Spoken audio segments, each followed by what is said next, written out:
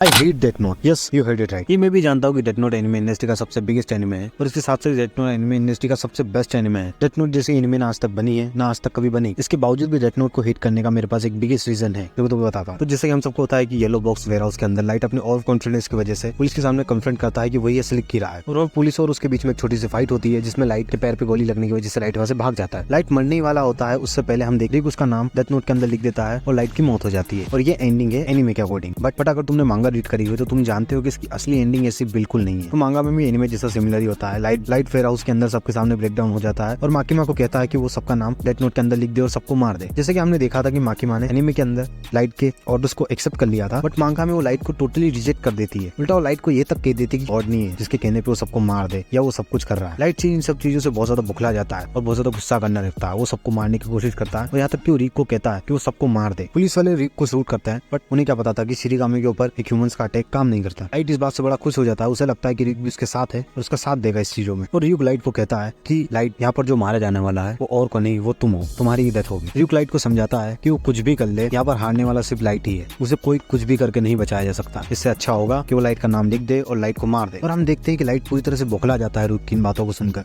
और रिक के पैरों में गिरकर उससे अपनी जान की भीख मांगता है। उसे रिक से कहता है कि वो उसे कुछ भी करके बचा ले, उसे मरना नहीं है इस तरह। तो अकॉर्डिंग टू मी लाइट का मांगा की तरह मारा जाना ही ज्यादा बेटर था एनिमे के कंपैरिजन में। तो वो कैसे मैं तुम्हें समझाता हूँ। तो हम सबको पता है कर्मा के बारे में। कर्मा बेसिकली एक ऐसी चीज है जिसके अंदर तुम्हारे पाप और पुण्य दोनों स्टोर रहते हैं। जितने भी तुमने इस जीवन में पाप करे और पुण्य करे उनका फल और प्रायश्चित तुम्हें इसी जीवन में करना है। मैं जिस कम्युनिटी से आता हूँ वहाँ पर कहा जाता है कि तुम्हें अपने कर्मों का फल इसी जीवन में भुगतना होगा, चाहे वो अच्छे हो या बुरा। आफ्टर लाइफ जैसी कोई चीज नहीं होती है और ये चीज मांगा वाली एंडिंग परफेक्टली हमें बताती है कि लाइट को उसके कर्मों की सजा मिल रही है। उसने अपने फादर को मारा, बाकी लोगों को मारा, किस तरीके से मारा, वो मांगा वाली एंडिंग पूरी तरह से जस्टिफाई करती है और मुझे अच्छी भी लगती है। अगर इसके राइटर मांगा वाली एंडिंग को एनिमे में भी रखते तो मुझे ज्यादा बेटर लगती। अब तुम मुझे कमेंट बॉक्स में बताओ कि तुम्हारे अकॉर्डिंग मांगा वाली एंडिंग बेटर है या एनिमे वाली एंडिंग।